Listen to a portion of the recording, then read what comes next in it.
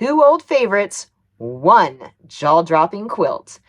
I'm combining the Shoo Fly and Churn Dash blocks into one gorgeous quilt using the Rainier collection from Moda Fabrics. Hello, my quilty friends. I'm Stacy of Stacy Create Stuff, and today I am taking two traditional quilt blocks, the Shoo Fly block and the Churn Dash, and I'm going to tie them together in a way that is timeless yet fresh. I don't usually work with traditional blocks in and of themselves, but the Rainier fabric line with its deep navy, soft cream florals, those gold accents with the apples, and just a hint of blue, they practically begged for it. Stick around to see how these simple historic blocks combine to make a quilt you'll want to make over and over again. Let's get started. The fabrics that I've chosen for this quilt are the Rainier collection by Moda, and I'm very excited. There are just two blocks, Churn Dash and also a Shoo Fly block. Now, to make things a little bit more interesting, on the Churn Dash, I'm going to be using these two fabrics paired with each of these cream colored fabrics. So there'll be a set of blocks that use these three, and these three.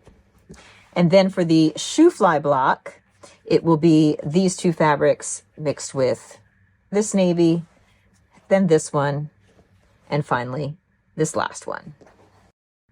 So let's get cutting, and I'll show you the pieces that we need for each of the blocks. We now have all of the pieces cut and subcut for all of our fabrics. This is for the Shoo Fly block, and this is for the Churn Dash block. Let me show you how these go together.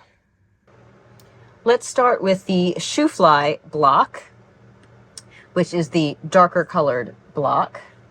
In the corners, we have half square triangles, and we are using the larger squares that we cut to form those. I have a whole video on how to make half square triangles, so you can reference that if you need a refresher. And those go in each corner. Along the sides, we have the matching fabric that's part of the half square triangles. It's essentially the background fabric for that block. This is the block that uses all the darker fabrics. And then in the center, we have the light square. So this is now basically a 9 patch. So we have 3 sets of units. Each set creates a row, and then the 3 rows together form the block. I'm going to sew each of those together. And there is a block that uses this larger floral, smaller floral, and then also the navy apple print. There are 3 different fabrics for this block, and from each of the fabrics you make 5 blocks. So you'll get a total of 15 dark blocks. Now the lighter colored block is the Churn Dash that also has half square triangles in the corners. And the background for this block is the lighter fabrics. Using the same lighter fabric that's in the background, that same fabric goes in the center. And then on the sides, I have sewn together those long strips and then cut them apart into the proper size. And that forms the little frame that makes up the Churn Dash. And again, just like in the darker blocks, there are 3 fabrics that are used for lighter blocks. We have the small floral, the large floral, and the apples. And just like the Shoo Fly block, this block is also essentially a 9 patch. We have 3 units form a row. There are 3 rows. They get all sewn together, and they form the blocks. All right, let's take a look at the finished blocks. So there are 6 blocks, 2 different types of blocks, each in 3 colorways. So our light blocks, which are the Churn Dash, they have the light background. And then we have our Shoo Fly block with the dark background. So I'm going to make a total of 5 of each of the colors, and then we'll put those together in our quilt.